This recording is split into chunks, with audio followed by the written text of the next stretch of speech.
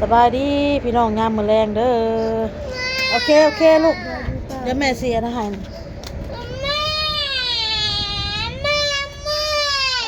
ด้แบบป้อนลูกโอ้ยลูกหิวเข่าโอ้ยตุ่มว่าหิวเข่าบ่นี่บ่โอ้บักหลาวโตหิวเข่า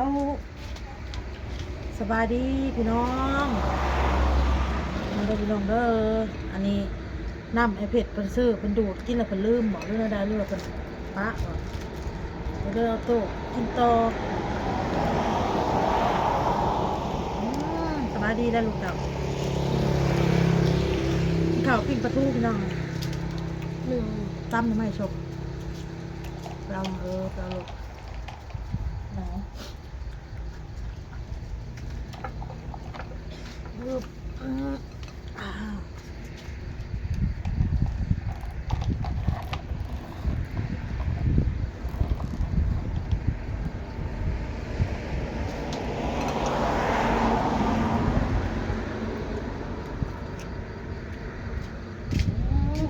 แม่ลูกฮะสะท้อนนะปิ้งปลาทูมาได้ท้องมาไหมล่ะเอาหมดได้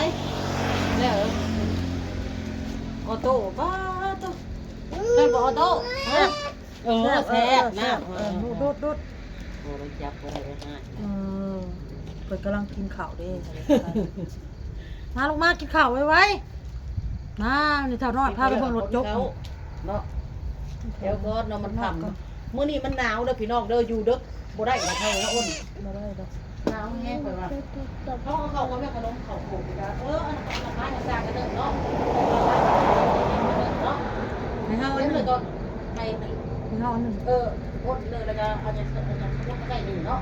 เขียนไว้ให้ค่อยเด้อไปเอาพวกอยู่ในอันในชั้นมาไปเขียนได้ก็ลืมได้จังหวะเนาะมันน้อยรถเราเขียนได้นะบ่ย่านลืมมันก็บาปเราเนาะลืมมาแล้วมันยาก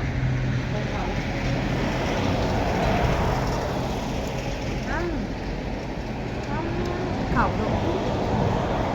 นั่งนะหลบมากอากาศหนาว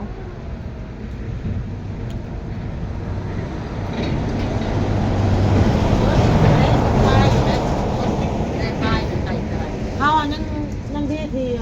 นี่เกี่ยวกับได้ขายยุ่งเกี่ยวกับเนาะยังที่พี่นะพี่อายกับพี่เลี้ยงบุตรหนูเขาสั้นเลยได้เนาะอายส่วนมากเขาซื้อไข่ลูกส่วนมากซื้อไข่ลูกว่าเนาะเพราะว่ามันกินง่ายมันดื่มกันได้6,000อันนั้นคือเขาก็ถือคือกันแต่ว่ามันเย็นแล้วเขาก็ย่างความหมายน่ะหมักคันเป็นห้องอันยังเลือกไข่ลูกนะระหว่างจามกับไข่ลูกนะโอ้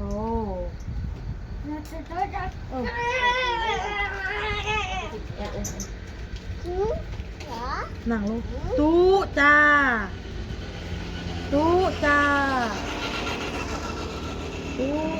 เป็นกระหายกำลังใจเลยพี่น้องเอ้ยFCกันกำลังใจให้เฮามีกันนะให้เฮามีแห้งสู่ต่อ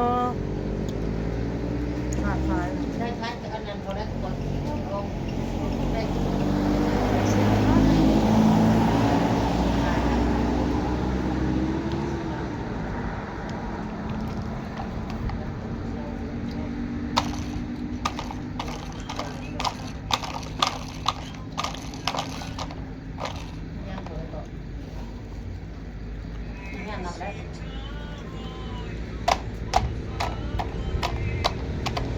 มาไปกันกับของขายคือเก่าพี่น้องหนาวเย็นจับออกมาจับขายเพลงบ่หาทองเปิดเพลงบ่ล่ะท้องยาก่อนเรากัน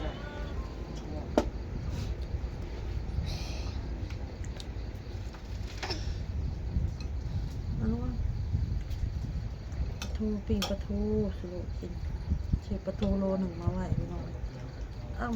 ยันลูกกินจามกินยังล่ะก็ยันเขาเบื่อเปลี่ยน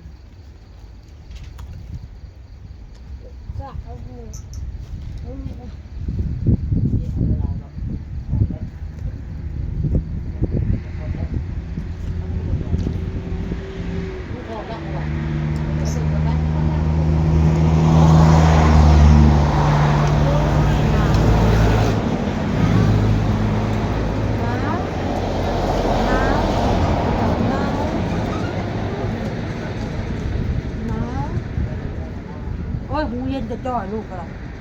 ว้าวหนูว่ามูเย็นแหละนี่ค่ะมูเย็นแหละมีเสื้อหน้าเนี่ยมันก็อุ่นอยู่เลย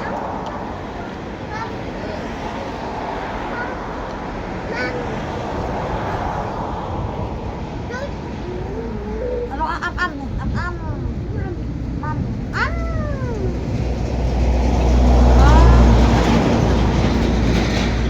มือโตเย็นเลยสำหรับก้อนเลย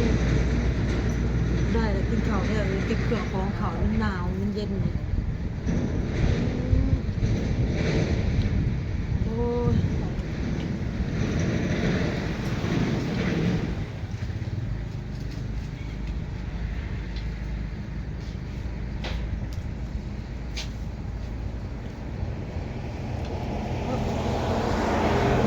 บ่เฮ็ดลูกบ่เฮ็ดนะฮะบ่เฮ็ดกินข้าวอ้ำบ่เฮ็ดโน่บ่เฮ็ดกินข้าวอ้ำนะเร็ว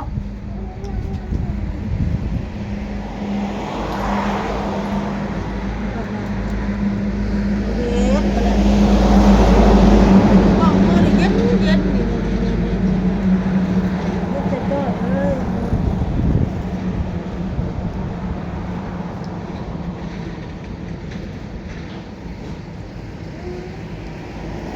นั่งกินข้าวนั่งกินข้าวเร็วข้าวนี่แม่ป้อนนี่อ้ำนี่ไว้ฉันบอลกินหมดได้ไหนบอลไหนบอลได้นี่ได้บอลได้นี่ได้พันตัวเองถึกอะนะถึกจับเมื่อคืนนี่พี่น้องเลย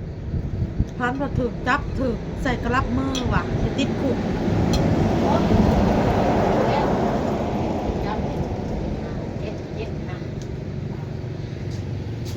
คุกเป้พี่น้องหาเจ็ดหา เอาใส่กับอันนั้น เจ็ดหา เอาใส่กับอันนั้นเลยแล้วก็รับมือกับแล้วแต่ศูนย์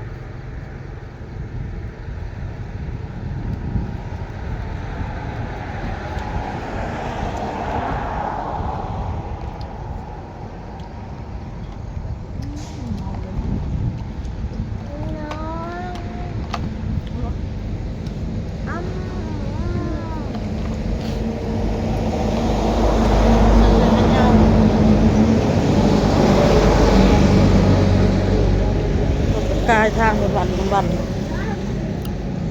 เขาปิ้งปลาทูนี่แหละไปเห็ดกับเครื่องคล้ายคือเก้า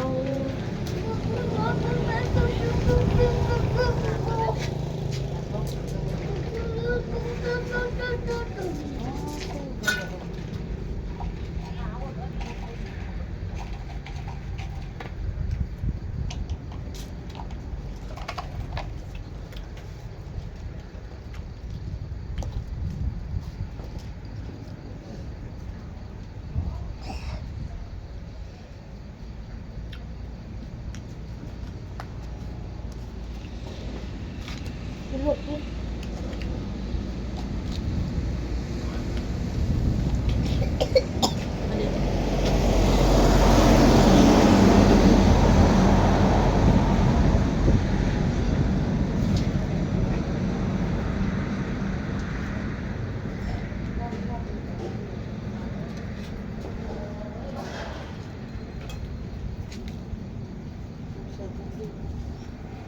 โอ้ยหนาวแล้ว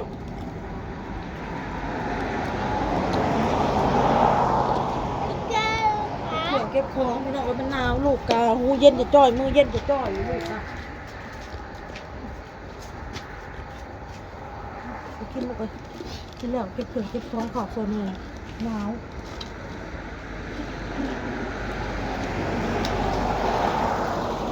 อยู่รวมกัน3แม่ลูกนี่แหละพี่น้องน้องบอลขับเฮียมาซอยเรียกแม่คือเก่า